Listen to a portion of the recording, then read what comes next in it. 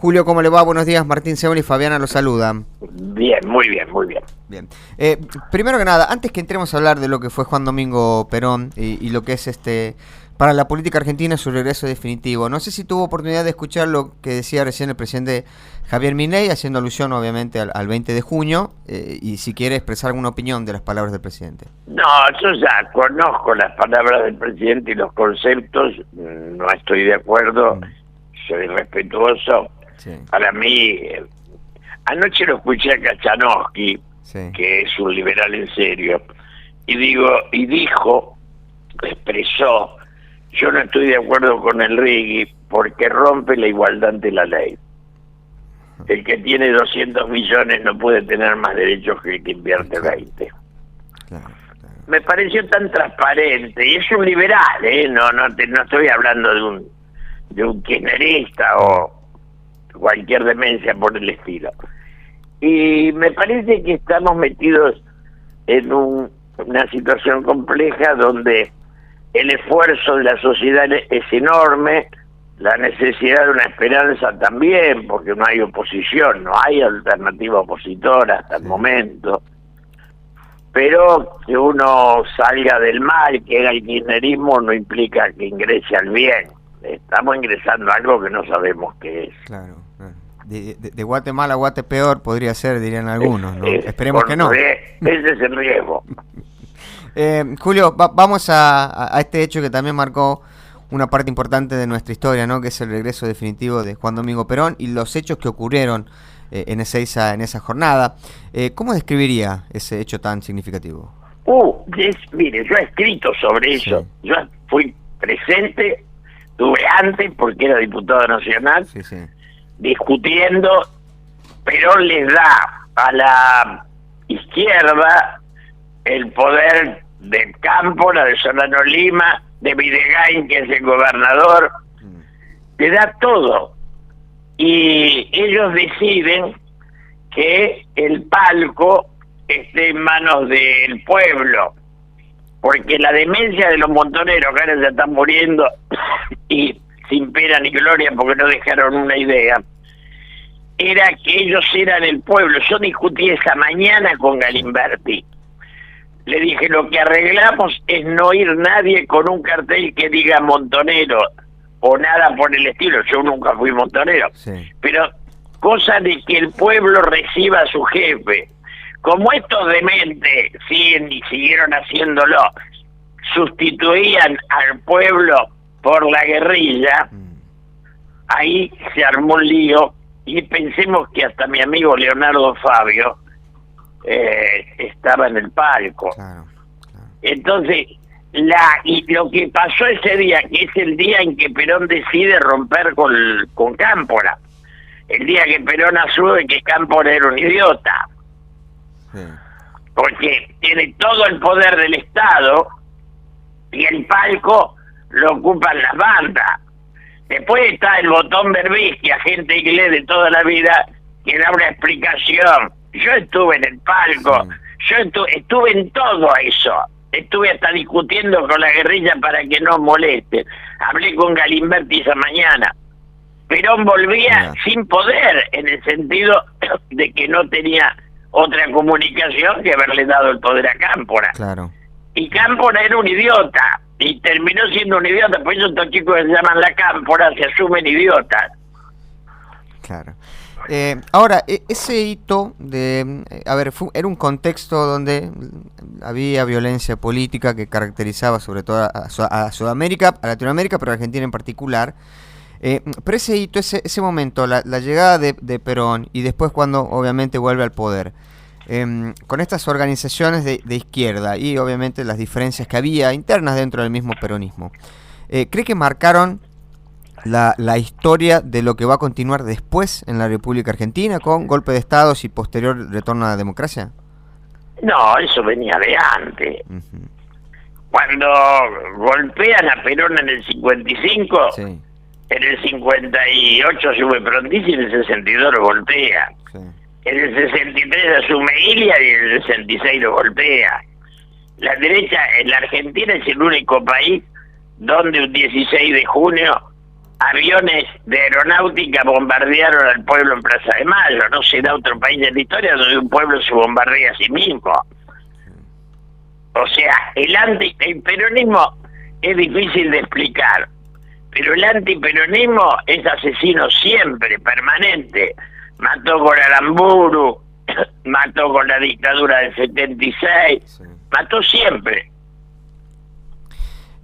Julio, y en ese sentido, usted mencionaba lo difícil que es definir el peronismo. Recientemente, un dirigente peronista que llegó con Menem, que estuvo con Néstor, que fue embajador de Alberto Fernández y hoy es secretario de Javier Milei, hizo una exposición también como defendiéndose de aquello que lo cuestionan ser peronista o no ser peronista. ¿Qué significa hoy en día, sobre todo en el contexto complejo que estamos, ser y defender los principios peronistas? Yo primero creo que el peronismo murió con Perón. Después vino el turco Menem, lo usó para vender el país, para vender los ferrocarriles, para vender todo, la destrucción peor de la Argentina. En lo económico, Menem fue peor que la dictadura. Y ahora imitan a Menem porque estamos destruyendo lo que queda. Hay una vocación de colonia, de no ser patria. Brasil es patria, Bolivia es patria, claro. Chile lo es. Nosotros tenemos una manga de idiotas que dice vendamos, porque son todos parásitos. Tenemos un país de parásitos que quieren vender para vivir de la intermediación. Claro. Por eso en el 76 se saca la industria y se instalan los bancos para vivir de renta. Sí. Entonces, ser peronista hoy, el problema es ser patriota, ser argentino. Eso que en Brasil Bolsonaro y Lula son pro Brasil los dos. Acá ni Cristina ni Macri son pro argentino. Entonces, la argentinidad hoy tiene un poco de peronista, un poco de radical, un poco de liberal. El Cachanowski de anoche era más nacional que alguno de los muchachos que hablan en nombre del peronismo. Claro. Entonces, ser patriota es defender los intereses del pueblo y tener dignidad. Y después está todo el resto, qué sé yo. Ayer un payaso de la agrupación empresarios de Estados Unidos dice que la Argentina, para ser país viable, entonces usted ve que en nombre de los empresarios de Estados Unidos nos dicen qué tenemos que hacer. Es Braden o Perón de nuevo, es la indignidad. Es verdad. Ahora hay esta cuestión particular de se celebra cuando el Fondo Monetario te dice está haciendo bien las cosas. Se escucha a la AmCham y a todos los empresarios estadounidenses, a la Cámara de Empresarios estadounidense. Pero no, por ejemplo, yo lo veo a Javier Milei que recién reivindicaba el interior, ¿no? El federalismo, y hablaba de esto que Belgrano es un hombre del interior.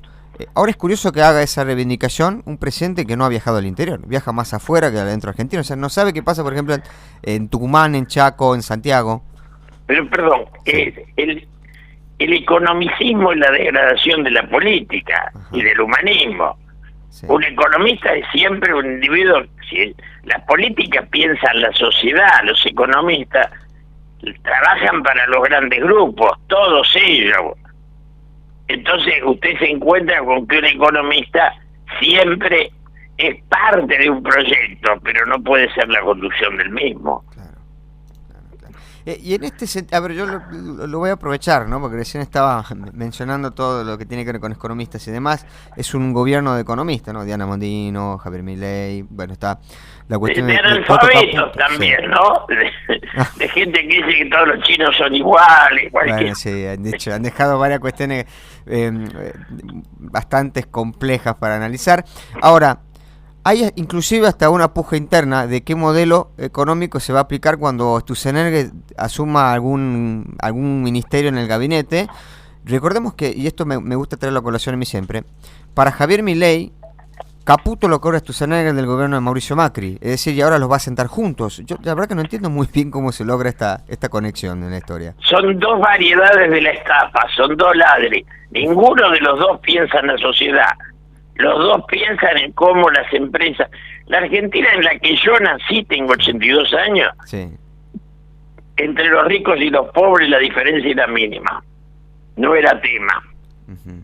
Hoy habito en una Argentina que tiene el 50% de caídos.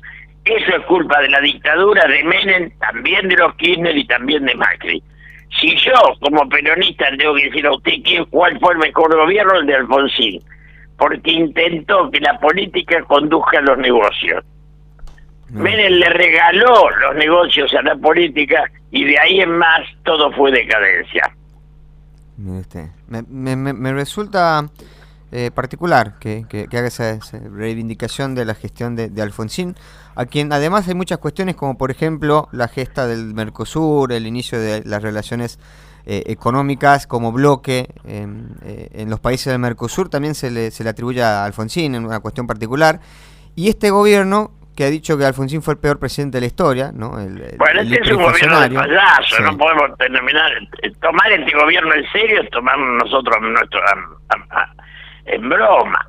Claro. Es un pobre muchacho que yo el otro día cuando el Santo Padre le hablaba a los grandes del mundo y después le pedían entrevista a Biden, Lula, Macron, Erdogan, y yo leía un diarucho de esto, el diario El Clarín, que decía, pero no lo saludó a Milei. Yo me daba cuenta que la estupidez nuestra no tiene límite. No tiene límite. Hay una estupidización de la Argentina.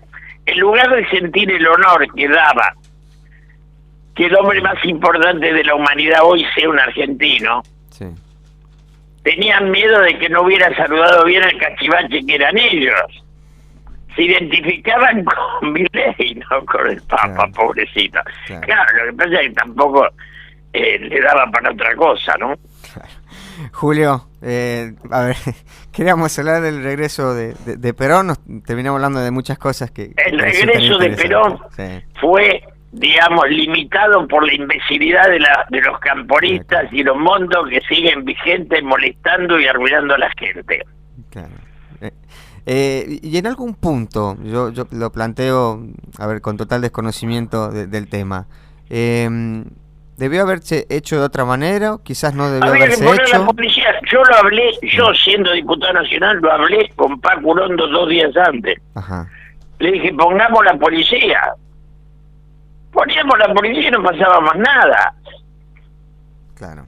Bueno, estuvo mal gestado, mal organizado. No, lo que pasa es que los idiotas, no quiero dar el nombre porque algunos murieron, si la policía es enemiga, la misma estupidez que dijeron durante toda la época de Cristina.